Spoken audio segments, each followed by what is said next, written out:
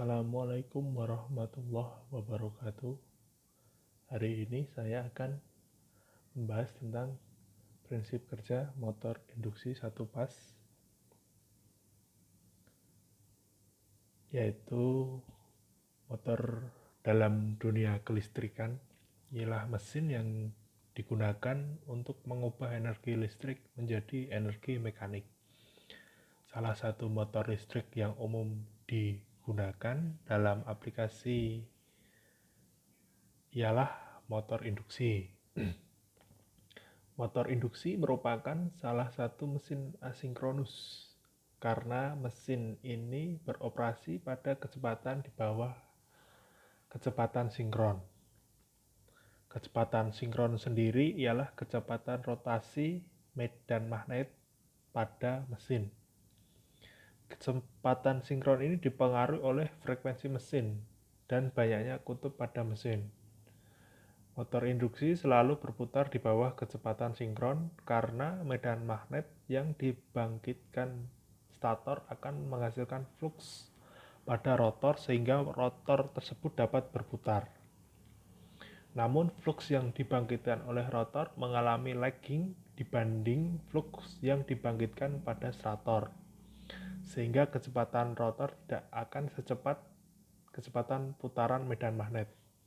Berdasarkan supply input yang digunakan, motor induksi dibagi menjadi dua jenis, yaitu motor induksi satu pas dan motor induksi tiga pas. Kali ini saya akan membahas motor induksi satu pas. Konstruksi motor induksi satu pas yaitu stator dan rotor. Rotor merupakan bagian yang berputar dari motor dan stator merupakan bagian yang diam dari motor. Rotor umumnya berbentuk silinder dan bergerigi, sedangkan stator berbentuk silinder yang melingkari seluruh badan rotor. Stator harus dilengkapi dengan kutub-kutub magnet, di mana kutub utara dan selatan pada stator harus sama dan dipasang melingkari rotor sebagai suplai medan magnet dan kumparan stator untuk menginduksi kutub sehingga menciptakan medan magnet. Stator umumnya dilengkapi dengan stator winding yang bertujuan membantu putaran rotor, di mana stator winding dilengkapi dengan konduktor berupa kumparan, tegangan yang terinduksi pada sumbu stator dan mengurangi dampak kerugian akibat munculnya arus eddy pada stator. Rotor umumnya terbuat dari aluminium dan dibuat bergerigi untuk menciptakan celah yang akan diisi konduktor berupa kumparan. Selain itu, rotor juga dilapisi dengan lamina untuk menambah kinerja dari rotor yang digunakan.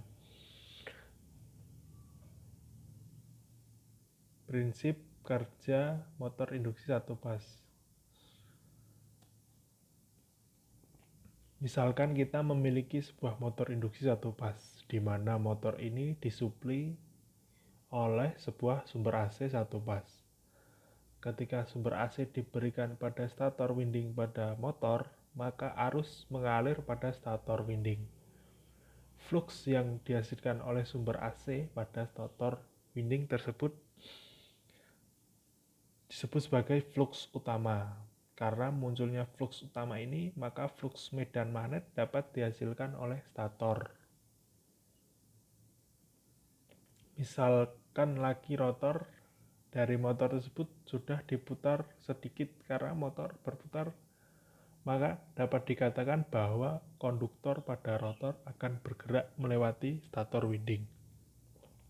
Karena konduktor pada rotor bergerak relatif terhadap flux pada stator winding, akibatnya muncul tegangan GGL, gaya gerak listrik, pada konduktor rotor sesuai dengan hukum Faraday. Anggap lagi motor terhubung dengan beban yang akan dioperasikan. Karena motor tersebut dengan beban, maka arus dapat mengalir pada kumparan rotor akibat adanya tegangan GGL pada rotor dan terhubungnya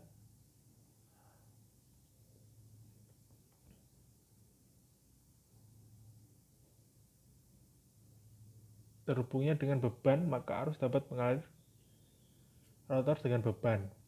Arus yang mengalir pada rotor ini disebut arus rotor. Arus rotor ini juga menghasilkan flux yang dinamakan flux rotor.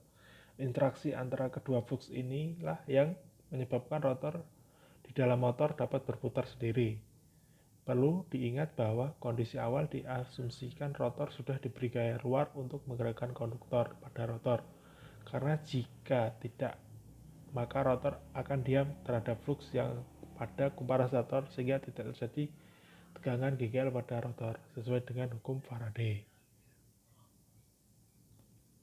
Sebelumnya telah dibahas mengenai adanya arus stator yang mengakibatkan munculnya arus pada rotor karena hukum Faraday.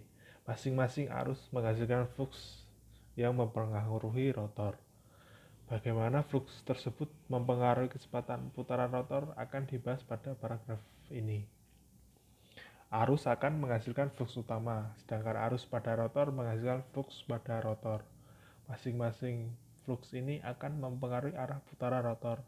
Hanya saja arah keduanya berlawanan sesuai hukum Lorentz.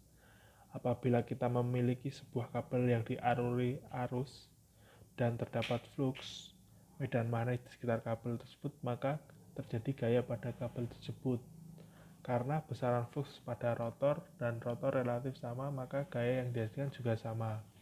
Namun karena arah gaya yang berbeda mengakibatkan rotor tidak berputar. Akibat kedua gaya yang saling menghilangkan, hal ini juga mengakibatkan motor induksi perlu diputar sedikit agar salah satu gaya dihasilkan flux lebih besar daripada yang lain sehingga rotor dapat berputar. Jenis-jenis motor satu pas ada motor induksi split pas, ada induksi kapasitor start, ada motor induksi kapasitor run, dan ada motor induksi shaded bull. Pengaplikasiannya motor induksi pada kehidupan sehari-hari kita itu adalah pompa listrik, terus mesin bor, mesin gerinda, itu merupakan motor induksi satu pas. Sekian dari saya, Yuda Prawira. Assalamualaikum warahmatullahi wabarakatuh.